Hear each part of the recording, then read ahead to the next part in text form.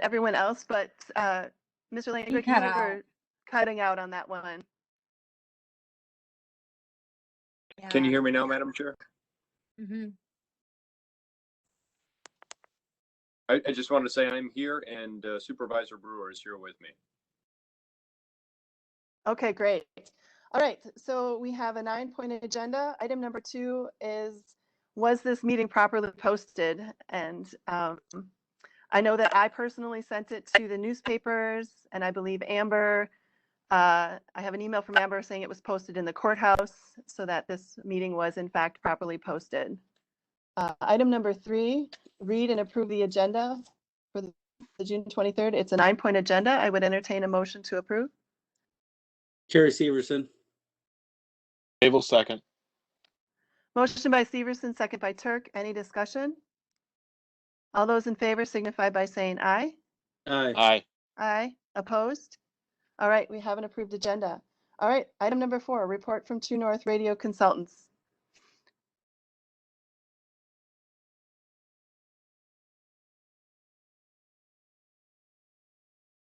Mike, you're not unmuted.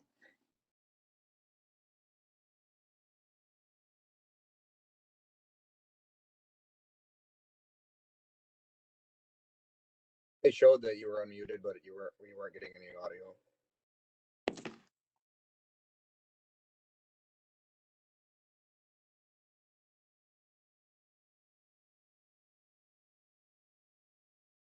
How about that?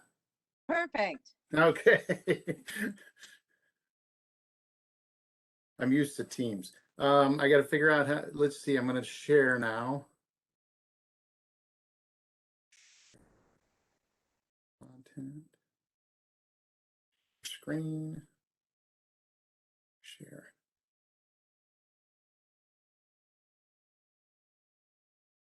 Can you see my screen now?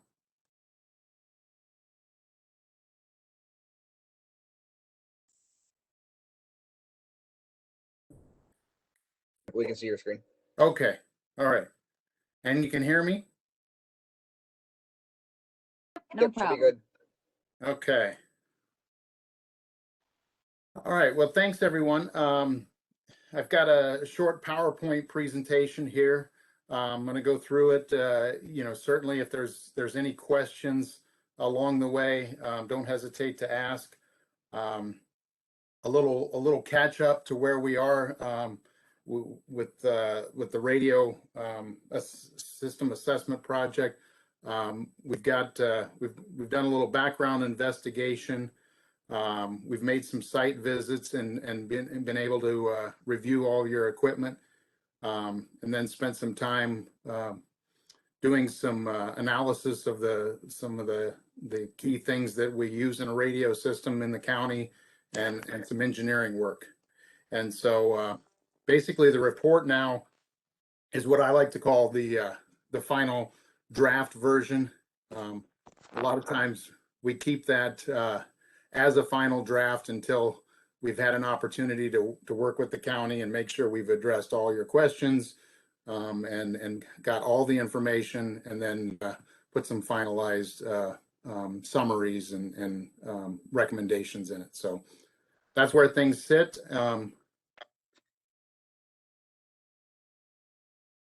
Okay, hold on. There we go. So again, got just a short agenda, going to hit some of the highlights of the report, and then work into probably the area that your group is most concerned about. So we're going to get started here with the current system, and I'll try not to get too technical, or if I do, or if, just let me know. The county operates in the VHF frequency band, not uncommon, pretty standard. A lot of public safety agencies, a lot of systems. That's not necessarily where they started. Low band was more of the initial radio operations band, and then moved into VHF frequencies.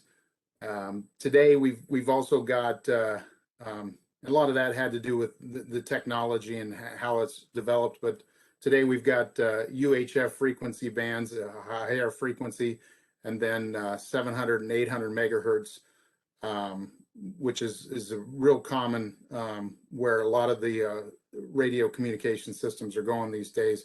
But the reason that is, and the key thing to understand about the VHF band is that it wasn't really designed or laid out to make it easy to license and operate repeater units, which is the backbone of most radio systems today. So it's a little more challenging, but again, some of those frequencies are getting abandoned over time. And I know the Wisconsin being the state system, the Wiscom system is been able to access some of the other unused frequencies in the VHF band. So the system operates narrowband, which is something that the FCC mandated in 2013. This has been one of the factors that have challenged some of the radio systems from how they operated before 2013. It's basically shrinking the operation space of the radio communications. And so a lot of agencies were impacted by that change. Not only that, but most of the systems today also get impacted by modern building techniques, the desire to use portable radios as opposed to mobile radios. A lot of your building construction these days uses low E glass, steel roofs. All those things are impacting the ability for radio frequencies to be able to cover the same area that maybe they covered in years past. Two key channels, I guess, for the county: the sheriff's repeater and then the fire repeater. These are the two main used channels. They are operated at various sites with various manufacturers' equipment, kind of built over time, depending on what vendor you may have used. We were able to identify some Motorola equipment, some Harris equipment, even some Kenwood equipment in the various locations, and all of that equipment is well out of manufacturer support date. Probably a good 10 years since some of it's been even produced. So in the event you would run into some issues with those major issues, you're relying on the ability for the local shop to maybe get parts or have spare parts from other pieces of used equipment. They are those two channels also, just provide just a kind of a limited amount of capacity for the county. They use them for dispatching as well as operating during an event. So if you've got multiple events going on, that can be a challenging, no real estate to move the operators to. We identified six of your 5 to 6 really sites that you rely on, and those sites, I think 5 for the fire repeater, 6 for the law enforcement channel. Those sites essentially take the repeater, the radio repeater, and duplicate the frequencies at each location, and then distinguish which location you operate out of by changing what we call the PL code of the repeater. So basically the turn-on code, and that leaves the radio operator in the field having to identify which repeater they want to communicate on, and then changing channels to that, and of course contacting dispatch, which normally can hear them because of the use of the same frequency, but then again having to identify what repeater the user's accessing to give them the best talk out capability. So some interoperability there. A little bit of the Wiscom system is available for the dispatch center. Any of their radio users that would have P25 trunk radios, and then of course some of the mutual aid channels. The county has a tone and voice paging channel, which is just a standalone frequency that operates at a single location at the Richland Center Tower Hill site, and that has to provide coverage to all the nearly 300 users that get dispatched via a tone and voice operation from the dispatch center. We took a look at the dispatch center there. I think the key takeaway there is you're operating a Motorola console system that I believe was provided from one of the vendors as a reuse of a system that was installed previously. That system, the Centricom Gold Elite, is also out of support.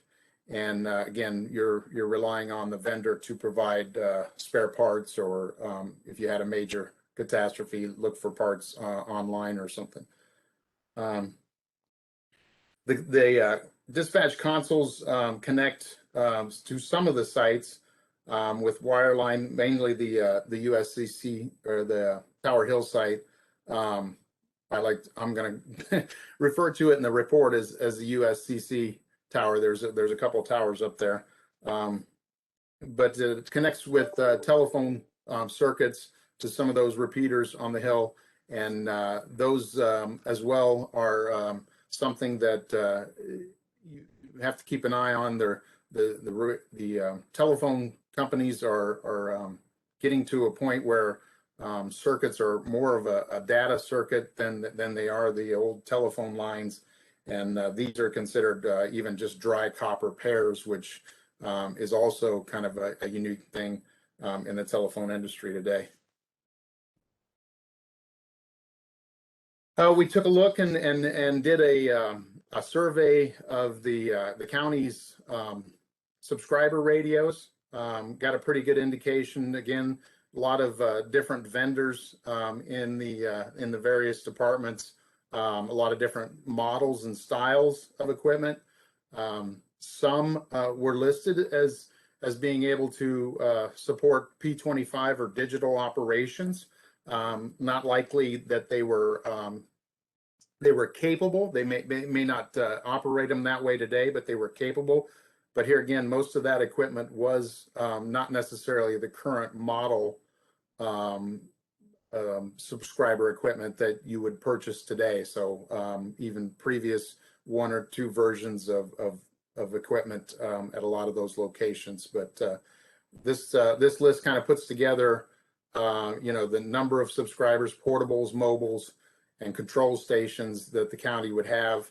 And then I think the key thing there, we like to kind of gather this information because when we assess possible solutions, sometimes those are supported by the county in a major change, sometimes not. It just one of those decisions that's going to be needed to be made.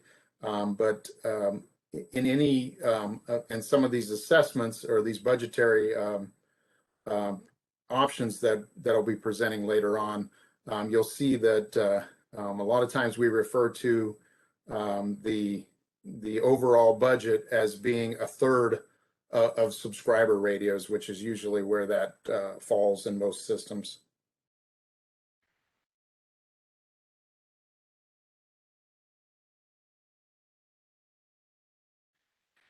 So here's just a few images of the various tower sites.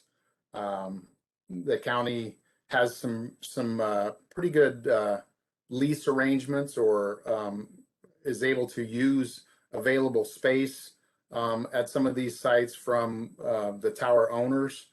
I didn't get a lot of the details of those yet. Don't have a clear understanding if you're spending some dollars on those, or if it's kind of a favorable arrangement. For the most part, again, the equipment is kind of, you know, a lot of these sites are just, I think, probably what was available, what was needed when the repeaters were placed in operation there, and the space, again, just mostly a couple of cabinets. If you see in the lower left-hand corner there, the picture, a couple of cabinets with your repeater equipment in them, antenna and line up on the tower at the available height.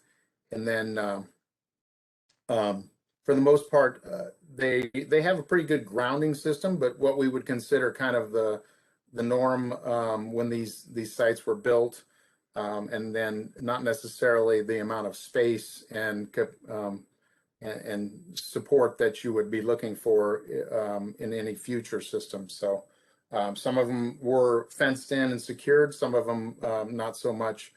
Just see the site on the right here, the shelter is exposed, is unsecured. So.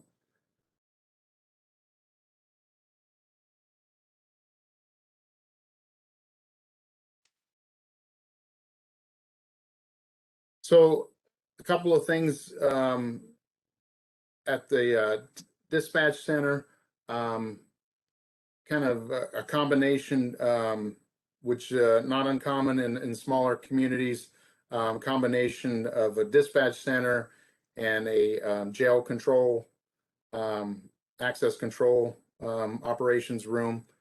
I think one of the key takeaways there is the jail doors and intercom system is integrated into the existing radio console system. Probably not too uncommon. I mean, those systems had the capabilities of interfacing into doors, but a little bit more elaborate than most locations where you'll find them just maybe controlling a couple of doors. This actually controls the jail doors to a higher degree or higher level. Key kind of understanding, you know, the CAD, the 911, the recording systems, those are really being integrated a little bit more into modern dispatch console systems. So there's a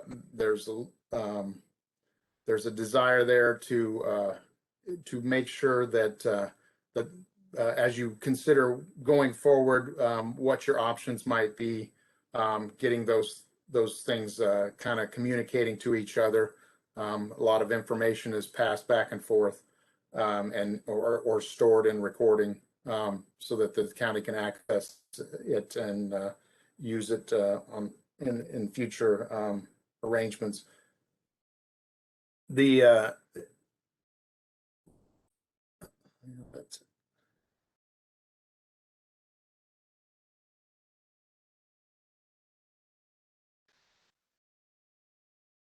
So some of these things I've mentioned a little bit, but probably here's an image of the radio console system.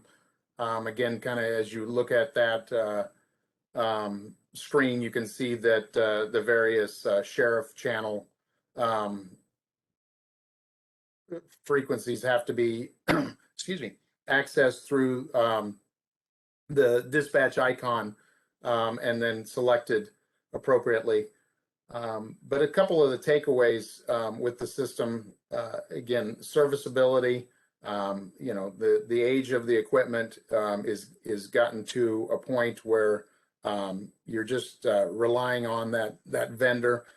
I know we did see that with the various style or vendor equipment, and I believe in talking with your current service provider that you know, there's over time has been some challenges there with who's responsible. This is a Motorola equipment console system, but it's interface to some Kenwood radio units. So the challenge of who supports what, makes it sometimes difficult to get a quick answer and understanding of the situation. A little bit again with the channel design, the two available frequencies or two available repeater units. It's going to be you know, sometimes congested, but we're certainly going to look at that, and I'll make some presentations of that and the options on how what costs would be to expand those capabilities. Paging coverage, I think that again the key thing there is it comes from that single site, that Tower Hill site, and has to get indoors to the users out in the field. Inside their homes is a lot of times is where those pages are received and needed. And so again, with the changing buildings materials, it gets to be more and more difficult to get that that level of coverage. Or a pager will receive slightly worse than a portable radio. So that's taken into account. A lot of times, paging coverage, your radio coverage, we'll talk about those standards that are considered modern public safety standards here in the next couple of slides. Other than that, I think just touched on, you know, governance is another key thing. For the most part, again, Richland's not unlike many other counties where the subscriber units, the control of the system, it just falls on to the agencies, the various agencies. And sometimes that can create challenging situations when, you know, say a radio unit doesn't get programmed correctly, or it doesn't operate as well as say another radio unit. I think key there is most of those subscriber equipment that we found were probably considered business class or maybe low tier public safety grade. And then finally, of course, coverage. Coverage is key. The coverage levels, and again, uniquely with the multiple repeaters, a little hard to understand exactly what kind of coverage the county users have with the system. But we'll show you a few things there that will kind of give you an indication of where you're at. So just want to touch on this a little bit. These are some of the engineering maps. These are some of the key characteristics that we use in the predictions of coverage. Of course, to no surprise for you folks that live in the community there, you live in some very challenging terrain for radio coverage. I kind of was amazed at the area and especially your northern communities, how tight those valleys get in there. But these two maps, the map on the right, that kind of gives you an indication of the terrain in your elevation scale. And as you can see, going from say the high to the low in those locations in the river valleys, you know, you're talking about some 500 feet, which is difficult if you were located on a tower in the wrong location. You're definitely not going to make it over the hill. Even if you're on a good location of a hill, a lot of times you're gonna shoot over top of, say, another valley or a valley on the other side of a hill. And so you know, in the design process, that is going to be a challenging piece for providing, again, what we consider coverage levels of a radio system of, you'll hear the term 95% public safety coverage of the county. So that, along with the map on the left here, which shows what land clutter. Clutter impacts radio communications, the type of materials, the metro areas you'll see in red there. They impact the ability for the system to communicate to the devices. Mainly in the county, you're made up of agriculture, which and forestry. In the agriculture's in the yellow, forestry is in green. So again, a lot of times those impact the signal level at this time of the year, between now and say harvest season, and when the leaves start falling off the trees is probably when your users will experience the most difficulty in communicating.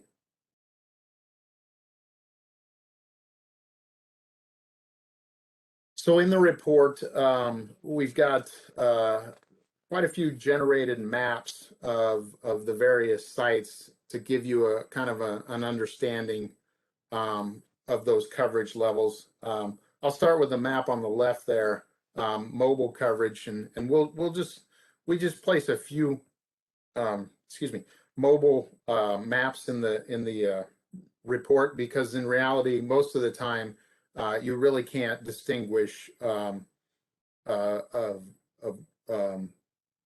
poor spots in a mobile radio unit. This one does. I just chose to use the main site, the Tower Hill site, because I think it's probably most likely the most relied on site in mobile operation. But you can see that it does begin to get impacted in the corners of the county once you get out far enough, and then the yellow just indicates the mobile operation. The red would indicate the areas where it would start to get difficult to communicate, and then of course the gray is an anticipated area that wouldn't work. But these are the key understanding for most of these engineering maps as you look at them, is that these are projections where we try and take into account all the loss factors. So we try and make it almost worst case scenario. And as you look at these, I think my recommendation is always just kind of try and take away the overall view of what you see, and not necessarily get down to identifying whether you have coverage at a certain location, because again, on a good day you may have it, on a bad day you may not. But again, when we design a new system, or when we ask vendors to design a new system, we ask them to make sure you have it on those bad days. And so that's where we start our level of concern. The middle map there shows you the what we call portable talk out. So from the repeater out to the radio users. This one happens to indicate, I believe, well, this would indicate what we call in building. So three different levels here. The green level would indicate what we call in building or in small building, in houses, or 8 dB is what we'll refer to it as. So we would anticipate that within those green areas that the radio user would hear the communications from the repeater inside of a building. And again, you know, the buildings can fluctuate. Some are better, some are worse. The yellow area plus the green area would be considered an area of on the street coverage would be good. And then of course the red area is considered kind of a spotty area. Your on the street coverage would probably start to fade in and out, or you get a lot more noise, background noise. And then, of course, the gray area would be considered probably an unusable location. Now, moving to the right there, and the final map on the screen, this would be considered portable talk-in. And so, again, with most systems that have been around for quite a while or been put in place without a common design or a multi-site, you're gonna take the best signal you can get, but that is most of the time you're gonna find a system that can talk out quite a ways, but not necessarily talk in, because the radio on the streets, the subscriber is really a 5-watt device with a very small antenna, as opposed to the repeater, which is a 100-watt device, and the antenna located 200 or 300 feet in the air. So you can see that's what we call the limiting factor of the system, and the map shrinks quite a bit there for the portable unit to communicate back to dispatch.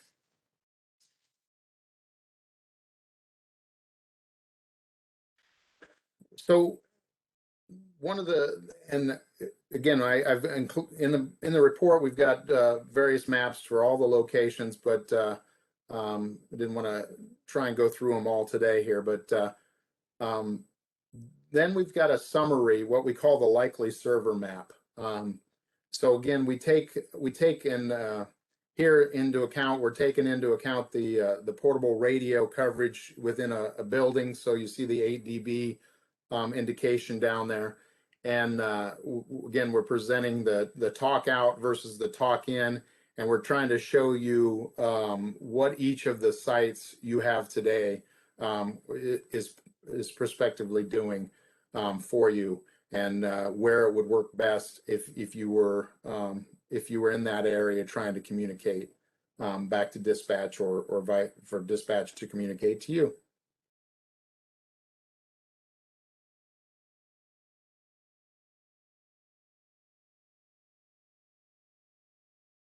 I just touch on this slide a little bit briefly. This is an interoperability chart. Again, most of your neighbors are all operating on VHF, some of which look to be like possibly making some migration to the digital. I think they're in Iowa County. You'll see what we call the listed as a NAC code. That's an indication that they're using digital operations. Of course, we know Wiscom operates on a VHF trunked system currently, but the state has made a request, believe last year, and received some responses, and maybe indicating in the future that they might migrate to an 800 or 700, 800 megahertz. We usually use those frequency bands interchangeable because most equipment will operate both. But if they migrate that way, and which is a very common way for most states. I'm down here in the state of Iowa. The state of Iowa put in a 700 megahertz system. It's because of the amount of frequencies they need to have available, and because of the design, the layout of the frequency band.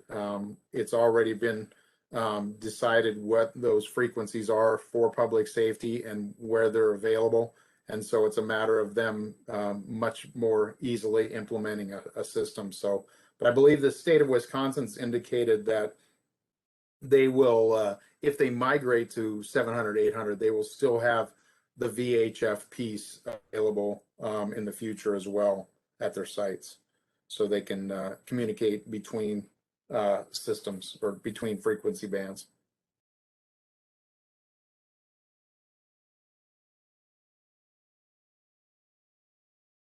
So this slide kind of wanted to go over a few of the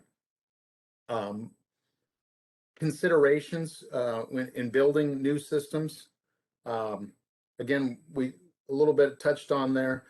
Public safety standards is what we see in a lot of locations is what we call 95% reliability, so that if you keyed up that radio 100 times, 95 times, you would have a successful conversation.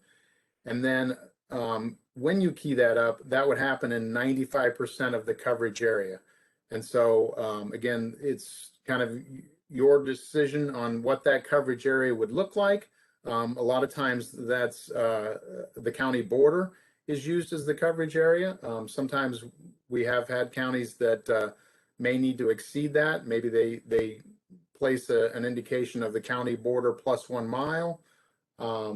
But other times there's also agencies that travel well outside the county border. So that's one of those areas that that kind of sets the standard and the parameters when the engineer is doing a design.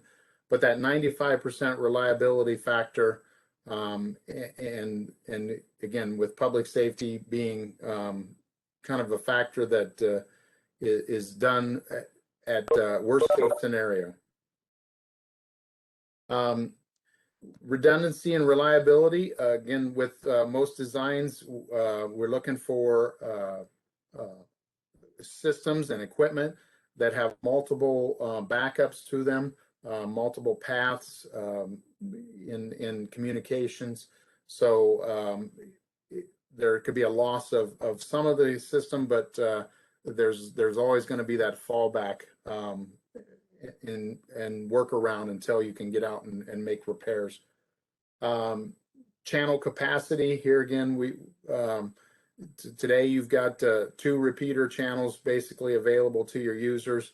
You know, the possibility of expanding that so that you can operate multiple incidents. Interoperability, and this feature is just again with especially with multiple or with other users maybe possibly moving to frequency bands. There's always bridges and workarounds that can be created, but also even when you have other neighbors that possibly use your space, a lot of times those can be done just simply through the radio programming, but sometimes in the design there's also a need for making sure that you have systems in place to communicate with your neighbors or to the state. So a couple of course, security, a big one nowadays, making sure the systems are secure. These are much more, these modern systems are much more of a computer network than they are a radio system. There's an exchange of information, and so keeping them secure from the bad actors is important as well. And then the P25 systems definitely bring along the digital features, emergency button activation. So if an officer or if someone's in trouble, they can simply just push the button and alert the team that there's a problem. Encryption capabilities as well. So these are some of the various things that make up the designs, and we take into account when we make our projections of various options for the county can consider.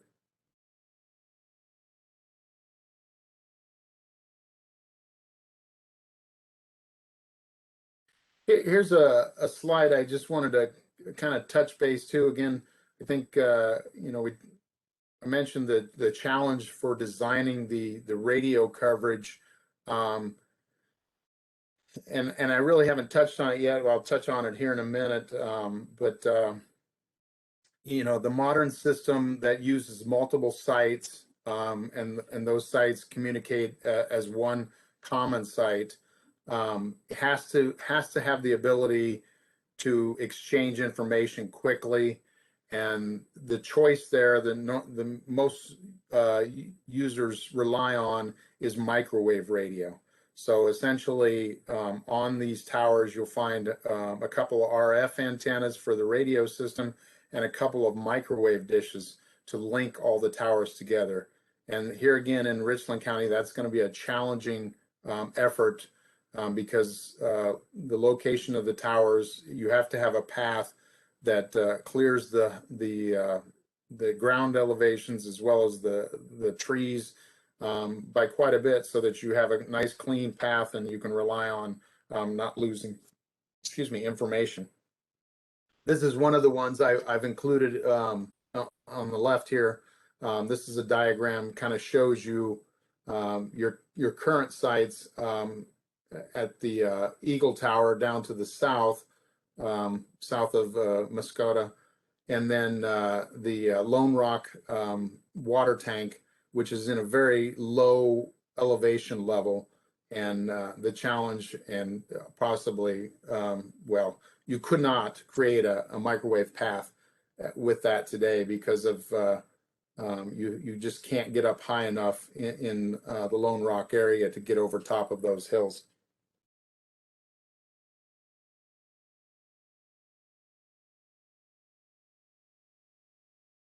So again, we're gonna, and I'll try and speed it up here a little bit.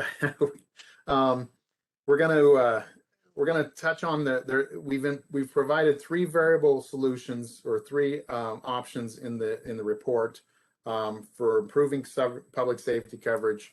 Again, the system you have today is a standalone repeater system. When you were to enhance those over time, a lot of times you would possibly add a voting system to that, because again, as we discussed, the talk out capability is much greater than the talk in capability. And then the next step from there is what we call the simulcast system, which allows you to transmit and receive at multiple locations. And so that's really where we're looking to solve any coverage issue today, is using that simulcast operation. I have looked at the analog versus P25 in these options. I know the county had a desire to try and maintain some of their subscriber radios, or slowly migrate those to digital operation. So I took that into account with one of the options. Again, with the dispatch center, I took into account the need to separate the jail system. And then, of course, again, control stations or network operations. We don't necessarily always rely on telephone lines anymore, but we rely on a data connection from some of the modern radio console systems. Subscriber equipment, again, possibility of whether it's in or out, and so that's a decision that will be needed. And of course, backhaul. I tried using your existing sites in some of the locations, but when it didn't make sense, we changed over to a leased tower that we knew in the area, or possibly had to go over to what we call greenfield tower, which means a brand new construction. So you'll see that in these maps. Let's see. Oh, and touch quickly on the right there. When you see these cost projections that are coming up here, kind of know that there's some variables in there. There's a radio system. There's of course the field terminal equipment, subscribers. There's civil work. We try and break that out. A lot of times in projects that will be handled separately, but there are systems and relationships where they've had the radio vendor handle that, but it is difficult, and sometimes it also impacts bidding requirements. And so, and then of course professional services and contingency funds, because just like building a building, you're not quite sure of everything until you start to break ground on some of these sites, and so there's sometimes additional needs. So in the report, here's option number 1. Option 1, I tried to kind of take a bare bones approach, but yet still improve radio coverage. So again, just tried to duplicate the 2 repeaters, the sheriff's repeater, the law repeater. Did make a dedicated paging channel and a paging system at each of the sites, so that improves the paging coverage. Ultimately moved away from a few of the sites, and then also added the Greenfield site down in the southeast side of the county. And so this system is designed using a common transmit antenna and a common receive antenna at each site, and then of course the microwave dishes. Here I chose to use kind of a very simplified microwave design, so this is not necessarily considered a redundant microwave design. And then with all these options, the shelters, the grounding, the site improvements, the battery backup systems. These systems are built with they operate off of a neg 48 volts DC plant, and that is charged by the electricity, and then it provides support until the generator comes online. So all these sites are considered hardened sites, public safety sites, and they would have backup generators. And of course, taking into account the console systems needs, as well as making sure that the sites had alarming capabilities and monitoring, so you know what's happening out at the site when you have an incident. Now this, I think the takeaway here, of course, the price tag, the 3.2 million. Again, these are budgetary numbers that excuse me, budgetary numbers that we use based on our experience from previous projects.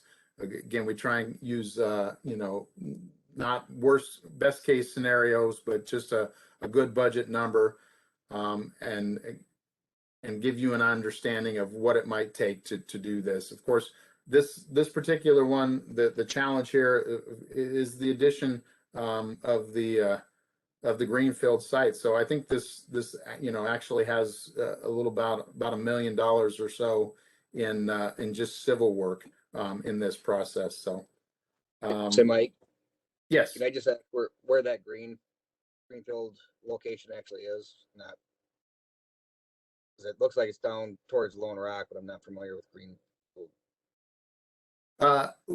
Yeah, it's I can't tell you, like a street address or anything, but I noticed that there was a bend in the road, I think, that goes to the west, and then of course the bend in the road to go to Lone Rock. And so somewhere in that area there, I just kind of picked a good location, and also made sure that it would be able to microwave up to the Tower Hill site. Okay. So yeah, I tried to choose something, but again, there's a lot of details to have to work out whether or not you could actually get a site in that area sited on the tower. You've got a lot of nice high hills in the area, but probably very difficult to site a tower up on some of them and get power up there and that kind of stuff. So yeah, as you look at these, kind of, again, not trying to be overly specific, not trying to say this is a design, just trying to say this could be a model that you could use, and this is what the price of the model would be. Now, a takeaway here is that portable radio coverage is likely at about only, and again, this is operating analog, but it's likely at about only a little over 60%. So we'll talk about here in the next design the difference, because the next design is essentially the same coverage using the same sites. So any other questions on this one?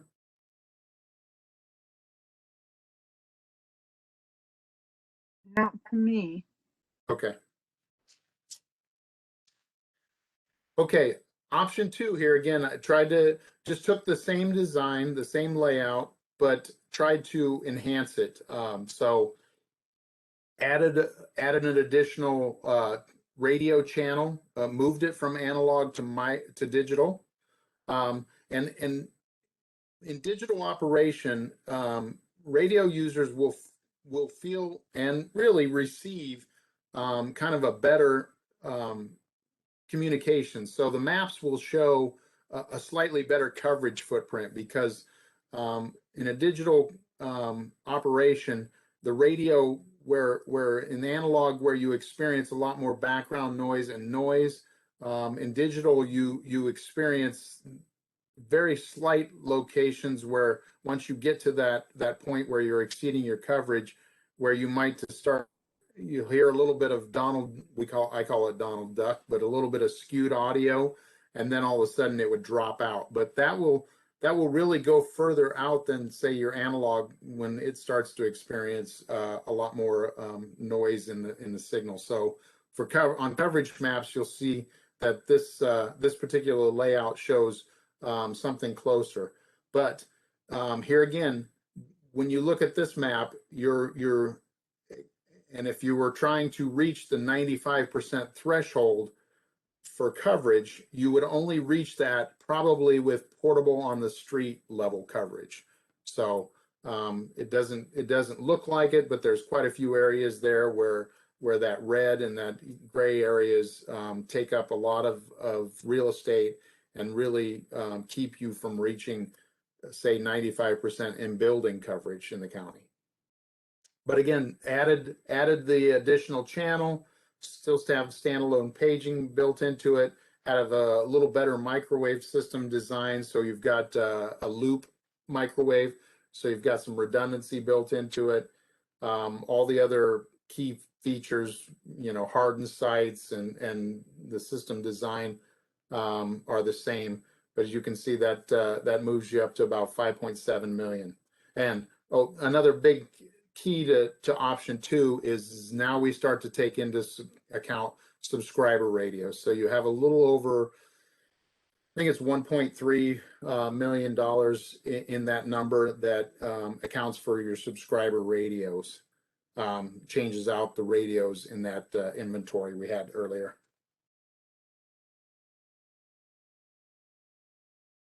So option 3, the final design, this I took and I wanted to reach that, see what it would take to reach that 95% in building threshold. Again, 8 dB building. The other term we'll use with buildings is 15 dB, which we use for larger buildings, say like a Walmart, those kind of structures, hospitals, schools, or sometimes even larger than that. But we generally request a 15 dB coverage level in areas, large metro areas. So in this case, it'd probably be Richland Center in the county. So we reached that. And as you can see, we've added sites. So we've gone from the 5 sites to a 7-site design. We've shifted things around, tried to improve some coverage, but now we've got 2 greenfield sites because there's some real challenge to finding good locations in the southern part of the county that have the ability to microwave together. So we've got a couple of lease sites that weren't part of the original thing, and so we're just still using the main site. But we've upgraded that. We've upgraded the number of repeaters, so now we have 5 channels.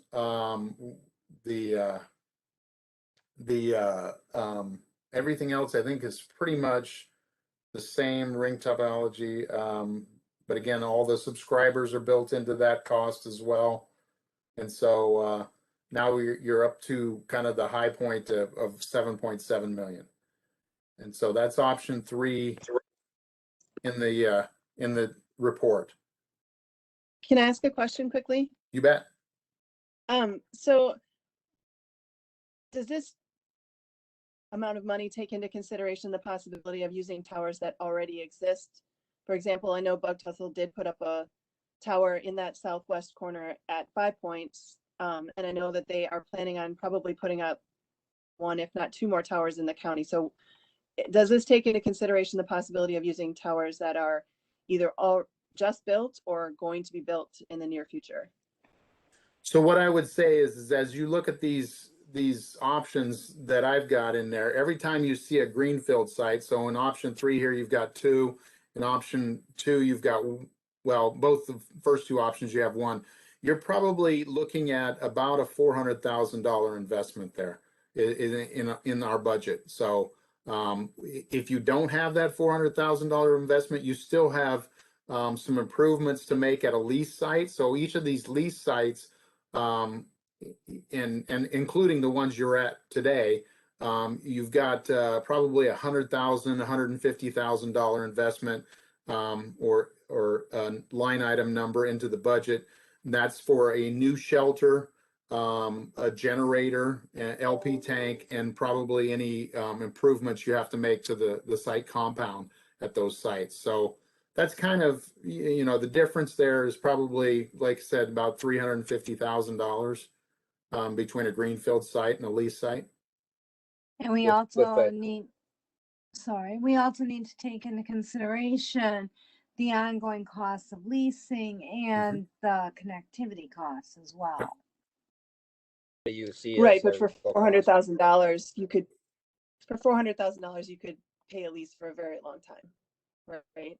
I mean, is it $1,000 a month or something? Yeah, well, Depending on the tower. there are there are vendors that would ask you to pay 20. I've seen it. I've seen the number $2,500 or more a month on a site. Now, I've also seen a lot of vendors that are willing to help out the public safety folks because they know you're not putting up antennas to make money on them. You're putting up antennas to provide public safety. Bug Tussle, I think, gave us a $600 a month number in Greene County. So they're willing to work with you.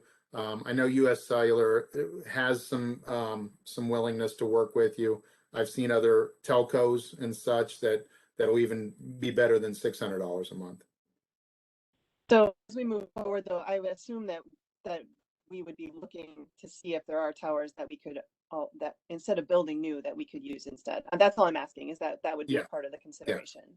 Yeah. So yeah, let me Okay, and then second question, go ahead.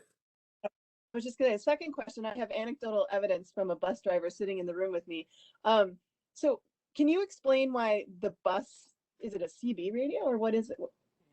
Radio. A radio, the bus radio systems seem to work in areas where our police radios do not in this county. Do you have any understanding as to why that would be? I'm not quite sure where the bus radios are, where their repeater is, but certainly possibility that, and again, you would only be comparing your mobile radios to their mobile radios. I assume they both mobile radios. Their bus radios are probably installed in their vehicles, but yeah, you certainly would have to kind of take into account that, but also what tower they're on and what locations you're having to communicate in. Okay, so essentially we don't really know because we don't know what they're using compared to what we're using. Right. But Right. is that a question that needs to be asked? If they do get better reception, I would want to know why and why we don't. Yeah, that certainly could be addressed or explored. At least ask a question to a couple of the school district bus garages to find out if this is in fact not just anecdotal, but true. All right. Okay. Thank you for answering those questions. No. Marcy, thanks. Not a problem. And so I'll just real quickly, because we've already, I think you guys are aware and we've talked about it, but here's some other things. Of course, a lot of times we run with counties that or work with counties that don't lease a lot of tower spaces or don't have a lot of tower ownership. But with any new system, you're going to have these additional fees. You're going to, of course, again, tower lease fees. If you lease sites, you've got electrical services, generators. You're going to be maintained. Once you put buildings out, HVAC units that have to be maintained. The key thing here is that you won't put a new system in some of the locations where old repeaters might go. Say, for instance, a water tank area that has a dirt floor. These systems have to operate in a very clean environment. much more than the older previous versions did. We certainly want to know system maintenance. That's an ongoing thing. Again, these things, you know, they need to have service once a year. Make sure things are tuned up and running up to spec. So there's always a system maintenance costs that come along with them as well. You know, let's just jump. Here we go. Here's an image of a well, this happens to be a Harris trunked radio system, but this is a project that we're kind of wrapping up right now. But kind of just wanted to show you kind of this is the inside of a shelter, probably a 9x16 shelter. Everything's racked, everything's cabled, all dressed up. This on the left there, you'll see what we call the battery plant system. So the batteries are in the bottom there. It's in neg 48 volts, and all those red and black wires run over to the equipment and operate the equipment. And then of course you connect your antennas up to it as well. So, but this is kind of the keys for what in order to get what you want. We're going to need to identify what items the county wants and needs. Those things are developed and can, as you can see, impact the budget. But I wanted to kind of give you an understanding of the budget support in a project. You know, everything starts kind of once you make that contract signing with a radio vendor, and the radio vendor is the one that's really can provide the design for you. And even though you've got a design, it's a paper design. They've taken a little bit of understanding of those sites. They believe they can site and build the site the way they want to in the design, but a lot of that has to be verified in a process. So likely you start the initial process with a contract with your radio vendor. That requires a down payment. Then there's milestone payments along the way at various points. A lot of times, again, with the civil work, that's broken out, and we don't, until we prove out the paper design, we don't really even start on the civil work, because they may come in with a tower that they think they can put a radio system on, but the county has to go out and find out whether Bug Tussle is willing to lease them space on that site. Then we also have to find out whether or not the site can actually hold the antennas. And so there's engineering work there to make sure that that tower supports the antennas under ice loads and wind loads. And so there's a lot of that investigation. So you see under the budget support item that professional services are in there as well, hiring an engineering firm. And so these things are kind of worked in tandem. You get a civil contractor ultimately on board. They do the civil work. Then finally the radio vendor comes back in and installs the antenna and lines and radio equipment and finishes up the project. So right now, for the most projects, you're talking about 2 to 3 years for this process to happen. So you know, you could be potentially looking at 2023 if you keep moving things forward at today's pace, and actually having a radio system that's functioning and ready to go for the end users. Just this last slide here, and was just kind of going over some of those things that we discussed. But you know, for True North, our recommendation, our phases that we've developed, I think we've provided those in our initial proposal to you folks, but they're in the report as well. Kind of gives you an understanding of what we consider phase 2, and that's that RFP development, performance based. So we basically are going to take and help develop some of these parameters with you. Make sure you understand the ramifications of those parameters. But if those are, if you desire 2 channels or 3 channels, if you desire coverage based on in-building, or maybe you desire portable on the street coverage, we put all those things into that performance-based RFP, release it with the minimum requirements out to the radio vendors, and they come back with those paper designs and those estimations of costs, and how, based on how their equipment works. Some of them have different ways of reaching these goals. So they may have sites that are transmit and receive. They may have sites that are transmit and then sites that are just receive. So we let them make the decisions on how their equipment works best, and come back with those options. But again, you could take those options, and probably will take those options for the most part. We were in Greene County.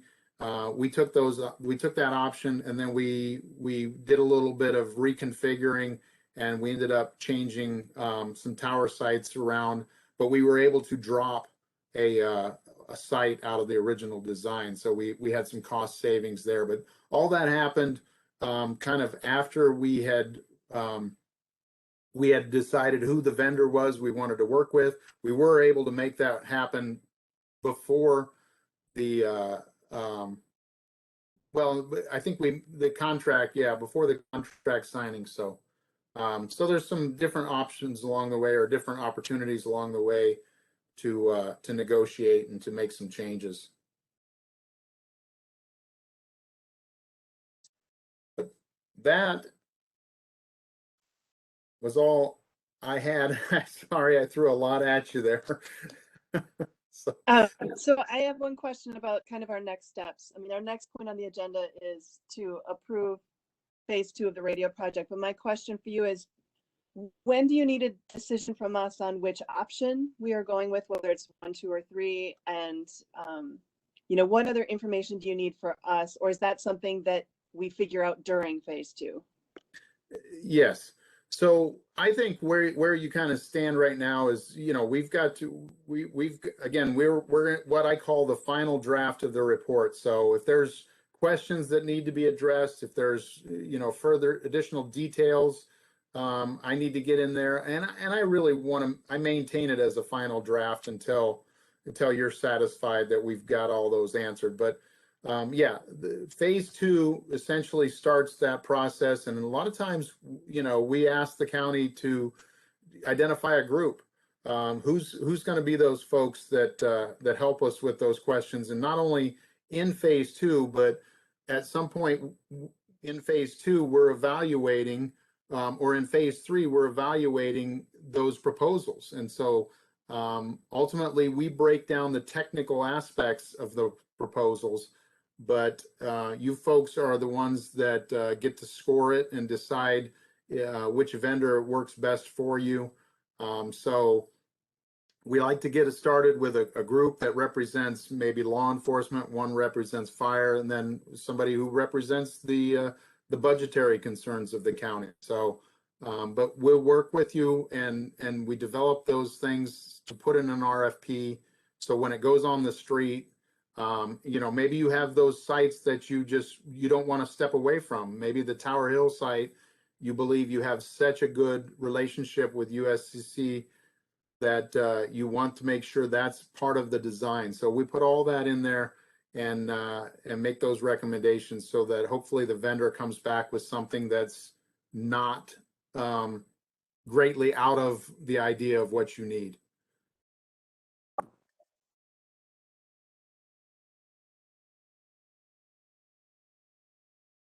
Okay, so just to be sure, what you're saying is that the questions I asked are things that we'll figure out during phase 2. Yes. And that's appropriate. Okay, you don't need us to have those things figured out now in order to do phase 2. Okay. Yep. Go ahead, Langer. This is Clint Langer. Can you hear me? Yes. It just so I can confirm on it, and I think this maybe touches on what Melissa is that those options are essentially what would go into the specification design. Is that what we're looking as in a specification design, to have multiple options? Or when we do we have to know what option we want to put out for specification design? So you would want to tell the vendor things like, this is the coverage expectation I have. This is we currently have 2 repeaters, but I would like to have 3 repeaters or 4 repeaters. And so we want to give them that information so that if you get multiple bids, which we would hope you would get 2 or more, that those bids would kind of be an apples to apples comparison. So yeah, we don't need that now, but those are the things that we would work through as we develop the RFP. Again, probably 3 months or so, and or even less, and just get that in there so that the vendors know exactly what you're looking for. Can you stop sharing your screen so that I can see all the people? Let's see, make sure all of my committee members are still here.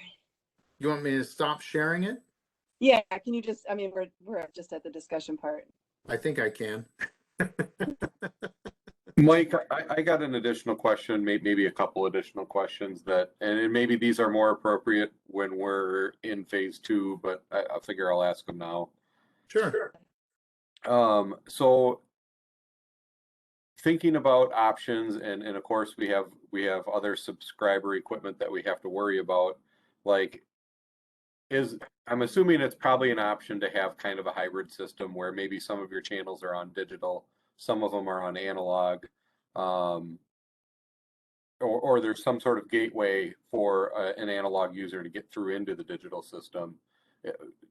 Would that significantly drive costs up to any of the options or down, or any idea what that would do? Yeah, I think for most of the vendors, they can operate a system analog or digital.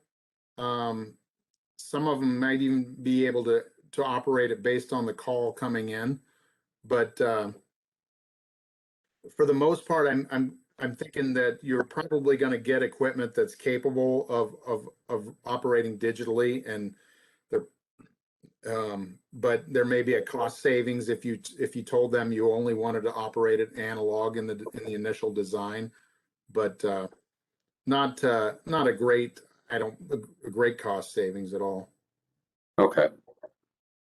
And that was kind of my thought. I think, we are probably decently prepared for a switch to digital here, but I know that's not the case in the rest of the county. And so, I think most of our mobiles could probably do P25, but our portables, not so much maybe.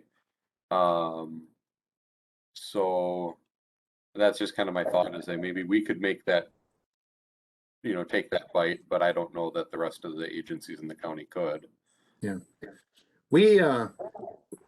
So the subscribers, that's a big piece of the equation, a third of it. So definitely some counties support it because they want all the radio users to have the same equipment and everything to be, kind of under that common vendor from the get-go.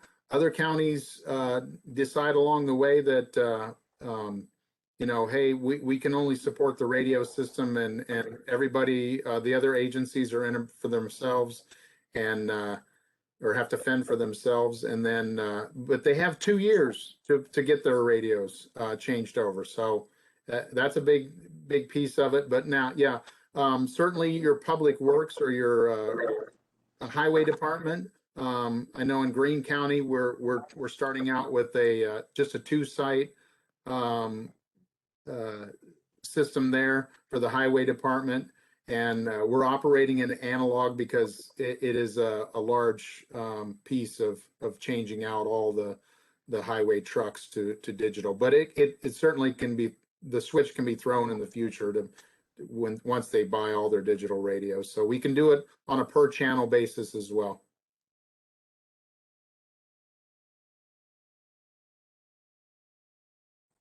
I think that's So- all I have. Thank you. So just to make sure that I'm remembering this correctly, in your original bid, you had bid us by phase, and phase 1 we done? And so phase two, Barb, we just refreshed my memory. My recollection is that we had enough money set aside to do phase one and phase two. Is that still correct? Yes, and I guess Mr. Administrator Langer can Langberg, also answer please that. correct me if I'm wrong, but that was my understanding, is that we were, when we had reviewed, that was a plan, is that we had the 24,000 for phase one and then 14,000 something for phase two, and that was a plan. Mr. Langer, did you want to confirm that or? That was my recollection. I can dig into Mhm. our resolution and our policies quick to confirm. What, can you tell me how much money we spent on the first one and how much is, just to confirm with Mike that we are in fact, can you tell me what We haven't your gotten a bill, so cost- we've spent nothing. Can you tell me what your estimated cost was for phase two? And I assume that that cost will be what it said it was in the bid process. I don't have it in front of me, but Okay. that sounds right. And that sounds close to what we normally would charge. And so, but certainly I would gladly, put together, normally what we do is we put together a kind of a summary of a phase two and probably even like a change order form, just so that, we can both agree that we're moving on to phase two. So I certainly can do that. All right. So I'll just give my opinion and then we can hear. I feel like it is valuable to do phase two. I think that this report that we just got today certainly highlights what we're facing and clearly lays out what direction we need to head. And so although I'm not sure how we would ever get to the 3.2 million, obviously borrowing is something, or the 5.5 or the 7.7. I feel we should move forward. I guess my only hesitancy is that I don't want to spend more money on figuring this out if we don't have the true intention of borrowing to actually make this happen. So I would be interested in hearing from the other committee members as to our resolve to keep pushing this forward. Mr. Cosgrove, Mr. Severson, Mr. Turk, do you have anything you'd like to add as far as how important we think this is and how hard we want to push to get this through? Yeah, this is Dave. I can start. I think it's vitally important for us to move forward on this. Our emergency communications right now are kind of living on borrowed time in many ways, with spare parts cobbled together, handed down from other counties. The length of time it takes to implement a new solution is, if we don't start now, we're going to put ourselves in danger of our system breaking down and failing. So I think we absolutely, even though it's going to be very hard and have a significant fiscal impact, contemplate that level of borrowing. I think we have no choice but to move forward with it.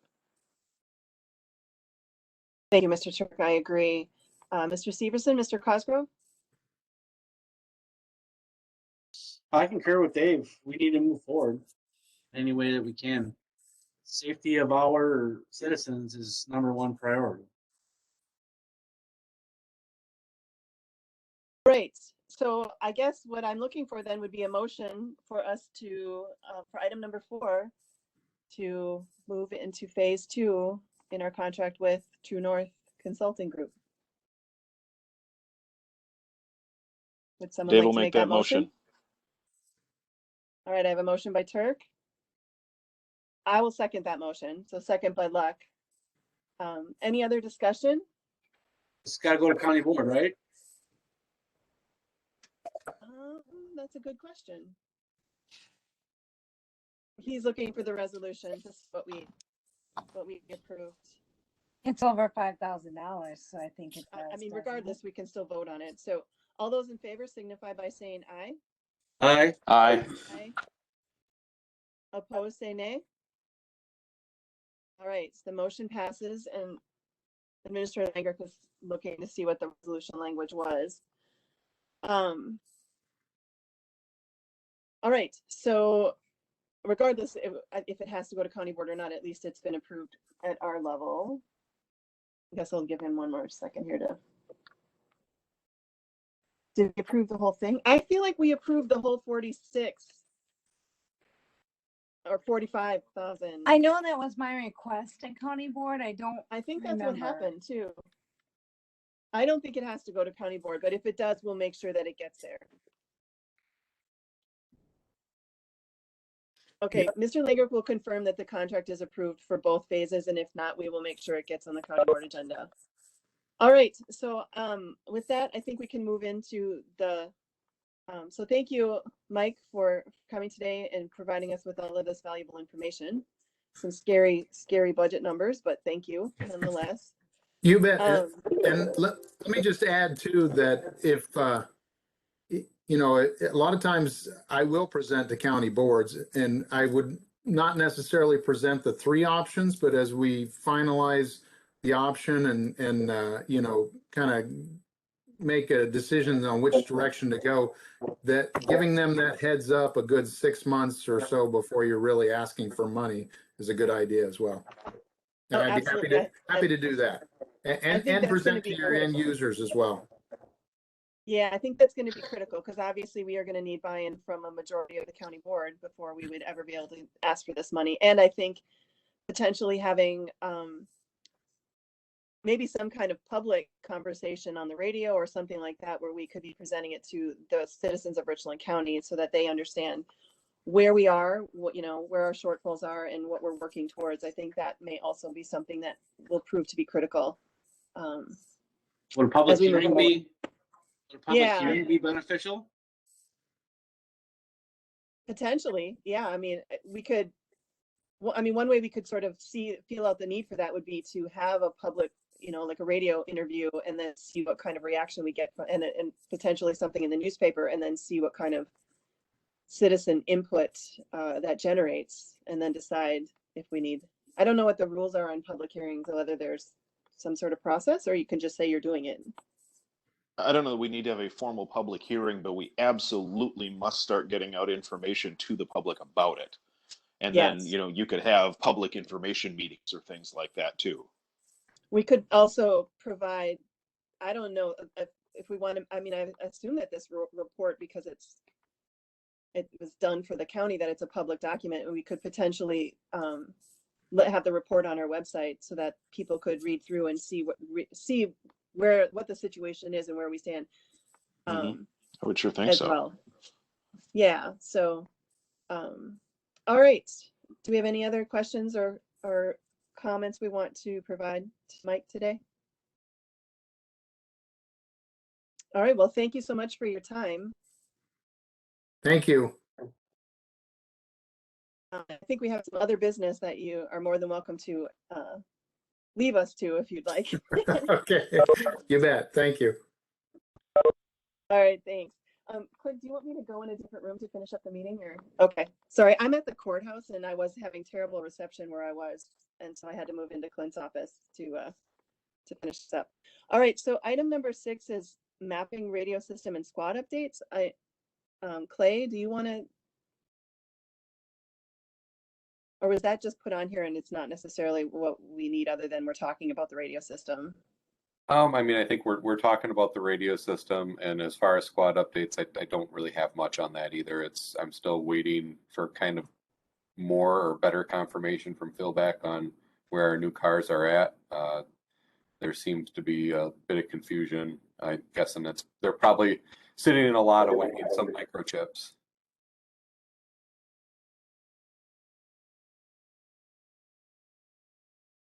Did you hear that, or are we glitching out? I can hear you, but there's just a bad connection in Clint's office, I guess. Apparently, yeah, Clint, we just lost Melissa. Yep, she's the only one that's spinning. Maybe we can jump off and go to the Clay's office and Or in the boardroom, that's closer to the access point.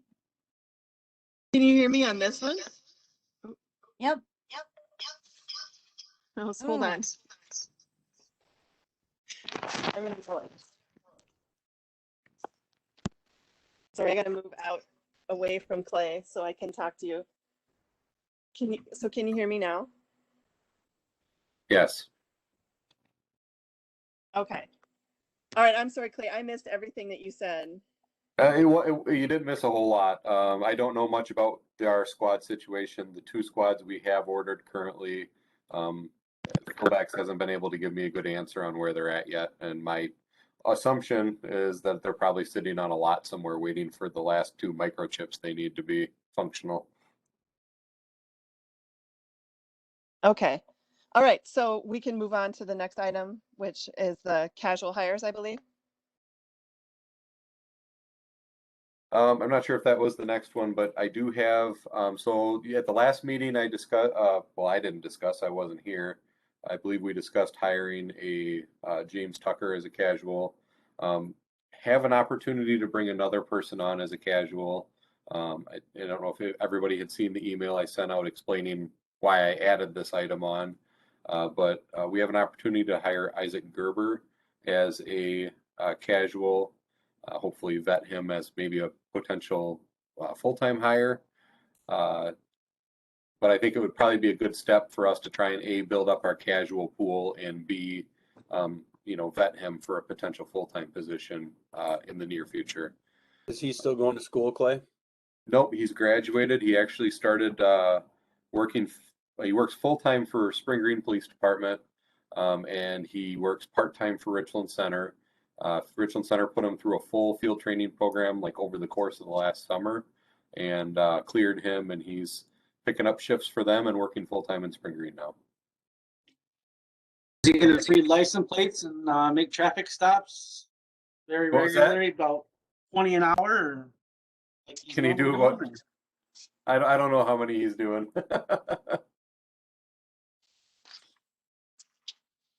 All right. So essentially what you're looking for is a motion from us to approve the hiring of him as a casual employee. Correct. I would move. All right. I have a motion. Do I have a second? Dave will second. All right. Any discussion? We have that in the All right, all budget those to in do favor? that? We do have a casual line in the budget, yes, a casual pay line. Any other I think discussion? one of the points in your email, Clay, was that casual pay is better than overtime pay. Much better. All right. Any further discussion? All those in favor signify by saying aye. Aye. Aye. Aye. Opposed? All right, the motion carries. All right, item number 8, approval to advertise and accept applications. So this item, we still have a few people on our list left, but most of them are not certified. I'm hoping to, I guess not necessarily replace the existing list, but buffer it, add people to it. So I want to advertise for, in the jail, I would like to just advertise that we're trying to establish an eligibility list. We only had 1 person left. We don't have an opening, but it seems we frequently do. So I'd like to advertise for jail and patrol as well. We're going to have some openings coming up. There's no way to avoid it. We have 1 currently now. We're going to have more this year. My idea and what I wanted to bring before you guys was that I advertise the 2 weeks in the paper, and follow, the rules regarding that. But I'd actually like to leave the advertisement online open as ongoing recruitment and just constantly be taking applications. And maybe we can test 2 or 3 times a year and just keep buffering our list throughout the year. And then when it comes time to fill vacancies, we'll do interviews based on what we have left on the list. So does anybody, my thought process is I'm wondering what specific language we have in our ordinance talking about hiring. I mean, if you're specific about creating an eligibility list and not actually offering a position, that you have an open position, I think that then we would be okay. Can you guys hear me? Yes, we can hear you. Yes. Okay, sorry, everybody's spinning on my screen, so. Is that anyone else's understanding? I mean, if we're specific in our language in the advertising that we don't currently have openings, but we are accepting applications for an eligibility list, wouldn't that be allowed? I would think that should be fine, unless Clint has a different opinion. Isn't that how it was done years ago? Like in the past, they always created an eligibility list. They advertised for that. Yes, yeah, that is. I mean, when I cleaned out this office, we still had Tom's old eligibility list. I can probably find a couple with your name on them that, and that was back when we had eligibility lists that were, 100 people deep. Unfortunately, Yeah. we don't have that kind of a pool anymore. Clint just told me that it's fine to Okay. go ahead and do it this way. All right, so I would accept a motion to advertise and accept applications for an eligibility list. Chad will move again. All right, motion by Cosgrove. Do I have a second? I'll second, Carrie. Second by Severson. Any further discussion? So if you do hire off the eligibility list, you inform the committee and let them know, or you just do it automatically? So, so for the vacancy on the road currently, we will probably redo interviews. We will redo interviews. That's by ordinance. The eligibility list, like let's say for the jail, as an example, let's say we have a jail opening, we'll have to start redoing interviews again. So you guys will see them again before any offers are made. And my understanding of our ordinance is that we're involved in the interview process, but not necessarily in how you advertise and recruit. Yeah, that's more, I believe, employee handbook, and I'm not sure if there's anything covering in that ordinance off the top of my head, but I know the employee handbook says we have to advertise in the local paper. Right. But regardless, the committee's going to be involved in the hiring process. It's not like you're trying to circumvent the hiring process. No, you guys will be the last round of interviews, Right. just like in the past. Yep. Okay. All right. Any further discussion? Oh. All right. All those in favor signify by saying aye. Aye. Aye. Aye. Opposed? All right. Go ahead and advertise for an eligibility list. Thank you. And that brings us to item number 9, adjournment. So we would be adjourning to our regularly scheduled meeting, which would be the second Friday in July, whatever date that is. The 9th. Yep. The 9th. All right. Motion to adjourn. So moved. All right. Motion by Turk. Second. Cosgrove. All right. All those in favor signify by saying aye. Aye. Aye. Aye. Opposed? Opposed? All right. We are adjourned. Thank you, everyone.